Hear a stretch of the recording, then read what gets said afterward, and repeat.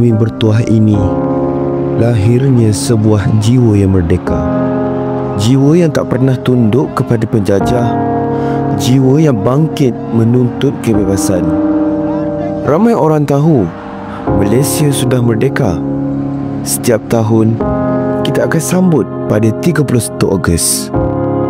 Tapi tak semua orang tahu erti jiwa merdeka yang sebenar. Jit, kau buat apa?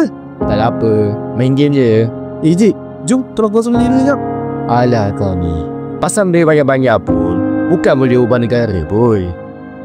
Memanglah kalau pasal bendera banyak-banyak tak boleh ubah negara. Tapi sekurang-kurangnya kita kena ada semangat patriotik. Yang sedihnya kau tu, bila nak ada lagi semangat patriotik? Kau tu potong mulut aku lah. Inilah zaman sekarang. Bendera dikibarkan sekadar hiasan, bukan lagi tanda sebagai seorang pejuang. Dengan jiwa merdeka, kita akan melangkah lebih ke hadapan. Tanpa kemerdekaan, tanpa pengorbanan yang mulia, tiada kepedihan yang nyata tanpa menitisnya.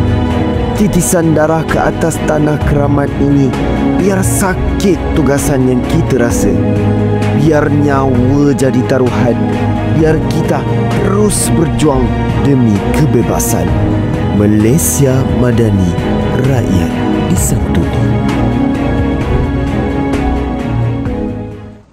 Malaysia Madani, rakyat disantuni.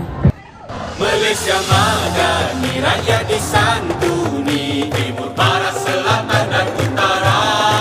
Malaysia Madani, hai bersatu hati. Kita semua sama Malaysia. Satu hati walau berbilang bangsa, dan bersama tawa naungannya. Satu jiwa tak kira apa warna, takkan ada yang mempisahkan kita. Selamanya Malaysia kita.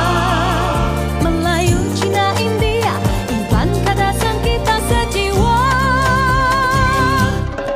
Malaysia Madani, rakyat disantuni. Timur, barat, selatan dan utara.